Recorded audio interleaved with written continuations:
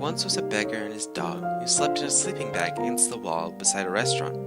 Every now and then, people passed, and he would ask the same thing over and over again. "Do you have any spare change that you could give to me? I need money to buy food for my dog and for myself." Sometimes people would give him a few cents or a couple of dollars, but never enough to buy what he and his dog so desperately needed.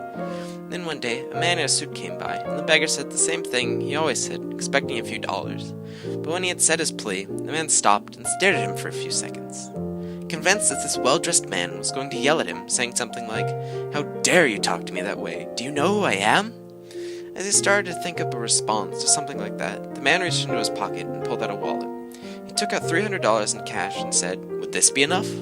The beggar was shocked, and for a good 20 seconds he didn't even know what to say. Finally he said, "That's so much. How can you give this to me? Why would you ever give this much to someone you don't even know?" The man replied, "Jesus gave me a much more valuable gift. That gift is salvation. That gift is so much more valuable than any amount of money that I could give.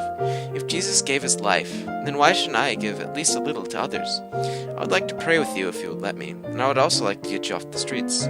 How would you like a job at my office?" The beggar was left speechless. All this good from one man? How was it possible? He said, "I would love for you to pray with me, and I would absolutely be honored to have a job at your office." So the man prayed with the beggar, and when they were done, the man took the beggar into the restaurant and bought him food. He took the beggar to buy new clothes for him to wear to work, and enough food for his dog to last him several months. The man brought the beggar into his own house and gave him a home and a job until the beggar was able to afford a house of his own. On August 25, Hurricane Harvey hit Corpus Christi with winds of up to 156 miles per hour. Hurricane Harvey caused around $180 billion worth of damage to Texas, and more than 66,000 people were left without electricity.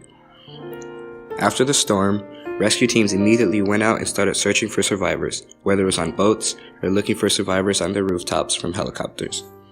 Civilians even helped rescue people. They went out in search parties looking for any survivors that they could find. Thousands of people helped around the world with their donations to the Red Cross or other services that were receiving money to help the people in Texas. The moral of this is that many people realized that help was needed and they didn't hesitate to help. They tried to do whatever they could to save as many people as possible. In our lives, we should try to live with that same mentality. We should always try to do what is right and help people whenever we can. All of us should try to be like the Good Samaritan in the book of Luke in the Bible. In Luke 10:25-37, Jesus tells us the story of a man that was hurt and desperately in need of some help. He was a man from Jericho traveling to Jerusalem that had been attacked and stripped of all his belongings. He was left to fend for himself and try to survive in his brutal condition. We all know the story of the Good Samaritan. Person after person they passed, one after the other, they all ignored the man that was crying out in need. Then, out of nowhere, a man that everyone thought wasn't capable of helping got down on his knees and began tending to the dying man's wounds.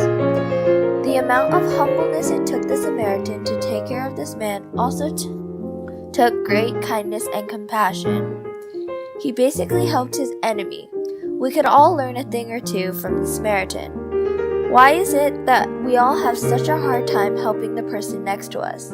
Shouldn't it be easier to help your friend or neighbor rather than your enemy or someone you don't like very much? There are people in need all around us, just like the story of the beggar and the businessman, or the hurricanes and the earthquakes that have left our world in natural devastation. Everywhere around there are people that need our help. What are we waiting for?